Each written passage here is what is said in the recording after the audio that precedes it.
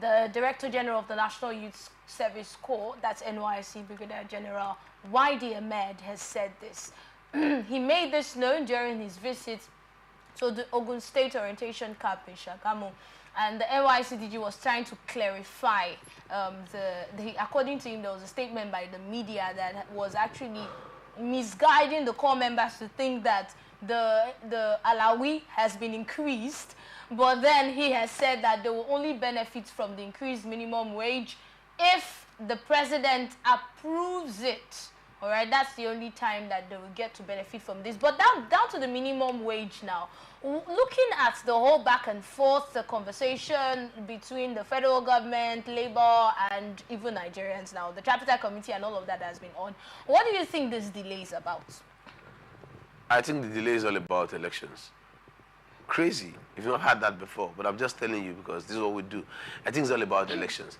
We have political leaders. All our leaders are not born. They are not leaders by nature to help Nigeria grow.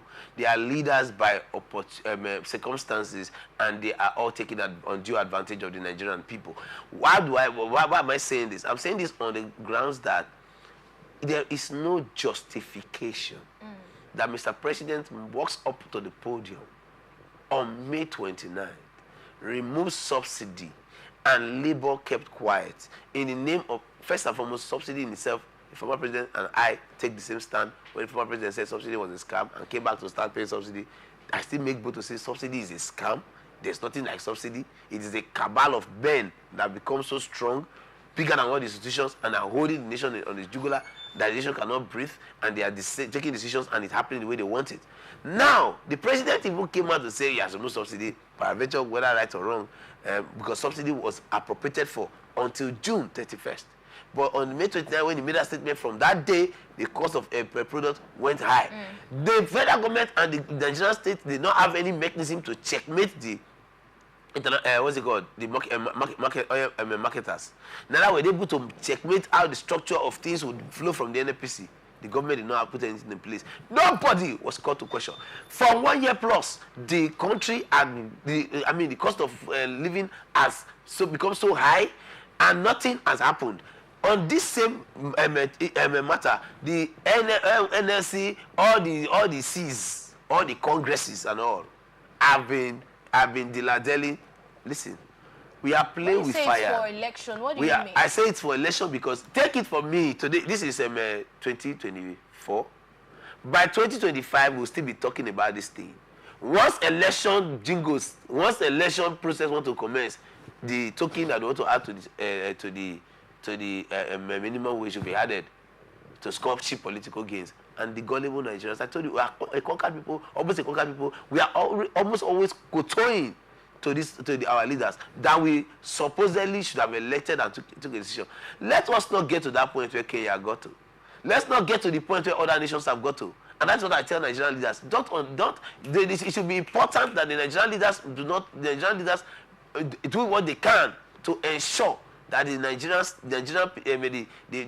are prioritized in their plans. Because as it is today, it is too painful and shameful that Nigeria as a country, we are talking about a minimum wage of 30,000 naira up until now, after a year plus. We are talking about the same minimum wage, even from the President Muhammadu Buhari tenure, with all the way they bastardized the economy. Nothing was added to it.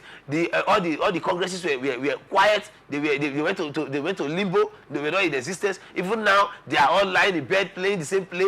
We are looking at a system where we are pretending. Listen, ask yourself, who is a corps member? A corps member is a person that has gone through the Nigerian education process, spent years upon years, and at the end of the day, what you give a corps member as a take-home cannot even fetch a corps member a bag of rice in our present Nigeria, cannot fetch a corps member a pocket of tomato in our present Nigeria, and we are playing with it and thinking, and we say we want to fight corruption. What makes corruption fister? Some people feel like what the Labour started with, the whole agitation and everything, some people feel like they're not seeing it anymore. The Labour's now dragging their feet. Are you also one of those people? Labour did not start anything. I'm a public. I am a public affairs and the amount analyst. Nigeria lost that day. I am a public analyst. I will do my best to speak from the stand of the people, and that is why I thank God for His grace, for where He makes provision for me. Because I've come to tell you very clearly. Yes. Labour and government are one and the same. The Nigerian Labour Congress that we have seen today, and the Nigerian Labour organizations that we have seen today, and the Nigerian government right now are one and the same. Because why? First and foremost, when leaders scheme themselves into offices that the people that they supposedly ought to lead are not in their generality in support. Say the people give you all their support. One or two politicians or one or two scheming brought you there. There's always going to be a nefarious interest somewhere. Now ask yourself, what is the strike labor? So you think it was all just charade? I don't think it. I'm telling you that it was a. Are you not saying that it was a charade? Why are you thinking what you know? It was a charade because the kind of vigor with which Labour came out for this strike, and the Nigerian people gave Labour their support to stay back. We were thinking that Labour should have, look, the Labour Congress chairman and all our affiliates, they threw posterity of a time to write their name in gold into thin air. Because Nigerian people stood by their statement now, because a lot of Nigerians, they no longer believed in the labor union. So immediately this happened, Nigerians felt like, oh, maybe they are coming up again, and this is another time for us to give them an opportunity for us to get to believe them. But like you said, they threw it all away. See, that's what some people think. Listen, I make bold to say this is my opinion. And the opinion of those that believe and respect me. Of course. Now, they threw it away. It's not what we are thinking, it's what we have come to know. Do you know Nigerians were believing that by this strike, Labour should have been able to set this trajectory right? How do we justify that somebody sits in the yellow chamber in the comfort of a very, very luxurious house and receives 26, 27, 30 million a month? And Nigerian workers are going home with a party 30,000 naira. In the midst of all of this, the cost of living has gone this high. The Ghana cedi to the Nigerian naira, what's the comparison in the international market? Now, in the midst of all of this, we expected the Labour, we're taking the Labour and taking a stand. Labour now said, for ongoing talks, let them call off the strike and all. It was obvious to me. We have corrupt leaders everywhere, and a corrupt fella said a party government. A corrupt negotiation have come into play. People just want to skip themselves into a position where they can be considered one of the elites. But I tell people that there's no how much you draw your enemy close, your enemy will never be your friend. Some of our governors have said that they might not be able to pay even the 62,000 naira that the government or the federal government is talking about, due to the fact that they have not been able to, their internally generated revenues not enough to pay, so that they don't get to lay off some workers. Do you see that as excuse enough? It is embarrassingly disturbing that we have 4 refineries that are moribund. How can somebody allow his national asset of crude, that it's a God-given blessing, be wasting like this because of the interest of a very few persons that have made themselves whatever they have made themselves? And there are people who want to justify this madness with any form of English or excuse because they're in government. We are talking about a government that is going to use over 15 billion to renovate the vice president's apartment. We're talking about a country that's talking about a private jet for a president, another private jet for a president at this point in time. We're talking about listen to me, I'm going somewhere. Every month, at the end of every month, everybody runs to the federal government to share money. So now we're talking about governors who sit in the comfort of their offices. That's federal allocation is what you're talking about. We're talking about governors who sit in the comfort of their offices. What is their take-home?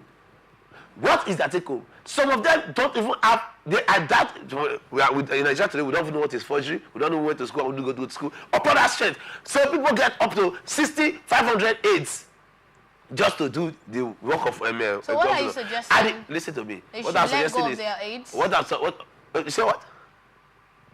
You ask the question, just be clear so the people can hear you clearly. People need to hear you clearly. Say, listen to me. So people don't think I'm ranting. The people should hear you clearly. What did you just say?